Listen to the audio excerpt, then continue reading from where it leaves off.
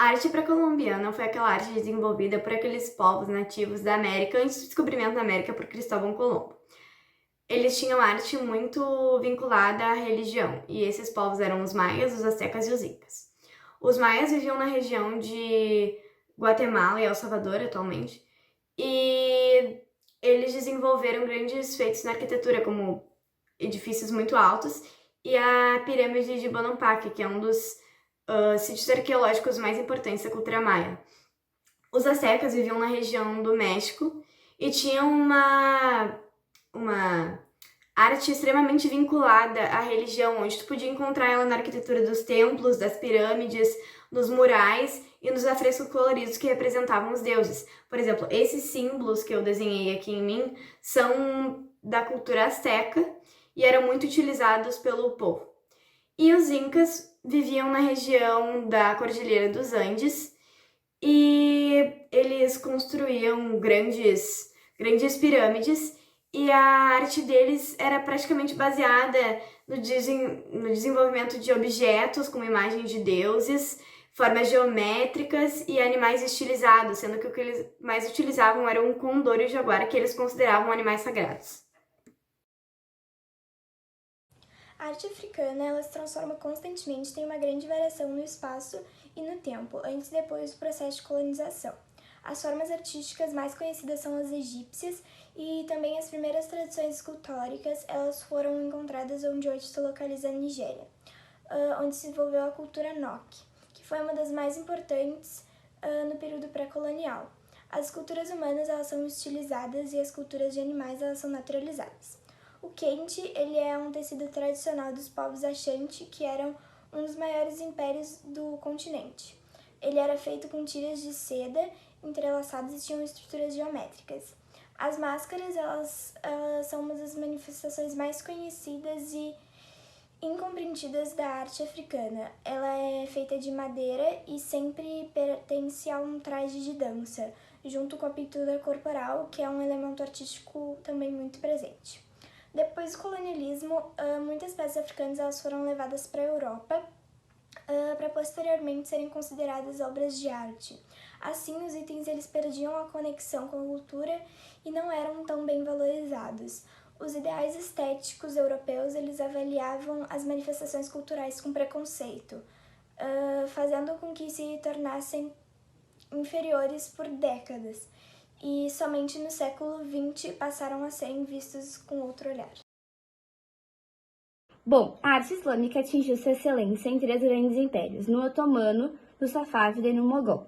No Otomano, a Turquia era um dos principais centros da arte islâmica, sendo que uma figura de grande destaque foi o arquiteto Sinan, cujos aprendizes foram responsáveis pela construção do Taj Mahal na Índia e da Mesquita Azul em Istambul. Já no Império Safávida, muitos elementos vieram de origem chinesa e mogol, sendo que a Pérsia viveu seu apogeu refletido em cerâmicas, na arquitetura e também em luminárias. No Império Mogol, eles na Índia, cada imperador ele embelezava seu império com obras majestosas, como mesquitas, palácios e túmulos. Um bom exemplo disso é o próprio Taj Mahal. A Pérsia se destaca muito pelo seu teatro, que no início tinha um fundamento extremamente religioso, mas que mais tarde acabou sendo ele acabou servindo de críticas da corrupção e política da época. Bom, o Japão é um país que influencia muitas coisas e ele passou por diversas fases até chegar no que ele é hoje. No mundo da moda, do cinema, do esporte e outros, a arte do Japão é uma coisa que se destaca demais. Lá ele é bastante forte na parte de gravura, com a delicadeza, com as cores fortes, a simplicidade, a simetria e as intensidades. Eles fazem bastante com imagens simples e coisas do dia a dia, feitas com um toque bem belo e com as características ditas antes. No ensino da arte, tudo é possível, eles têm a total liberdade para fazer o que eles querem expressar na arte. Em alguns tipos de arte seria o kiyoe, que é a impressão dos desenhos em blocos de madeira. Também pode ser bastante associado a shodo, que seria a caligrafia com pincéis grossos, usadas em paisagens. Continuando, tem a bonseki, que são as miniaturas criadas em bandejas de plástico preta. E depois vem a makie, que seria as decorações em metal E um exemplo é os baús de madeira ou também de metal, que eles são usados feitos apenas com um pincel fino. Esses são alguns tipos de arte que a cultura japonesa ela guarda. Várias delas são fases que o país passou e contam uma história bem forte por trás. O hinduísmo ele se originou no subcontinente indiano e não possui um fundador específico. Dessa forma, a arte hindu ela possui várias vertentes. No geral, tenta ligar o mundo material com o mundo espiritual e se desenvolveu em 3 principais áreas: a arquitetura, as esculturas e as pinturas. Essas 3 áreas elas geralmente estão presentes, unidas nos templos que são erguidos para homenagear as divindades do hinduísmo. Essas divindades, elas geralmente são representadas com várias cabeças e braços para dar um ar de superioridade em habilidades e também são representadas junto a símbolos que são considerados sagrados, que é o Om, a suástica e a flor de lótus. Os templos possuem características bastante específicas, que são as cúpulas pontiagudas, os tetos piramidais, a ornamentação exagerada e também a presença de estátuas. A arte hindu ela começou a ser feita em rochas em locais que eram considerados sagrados, mas sem nenhuma intenção. Só a partir da Idade Média começaram a ser destinados a lugares específicos.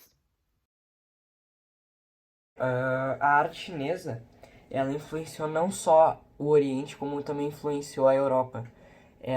Já que eles tinham várias técnicas de cerâmica e tecilação.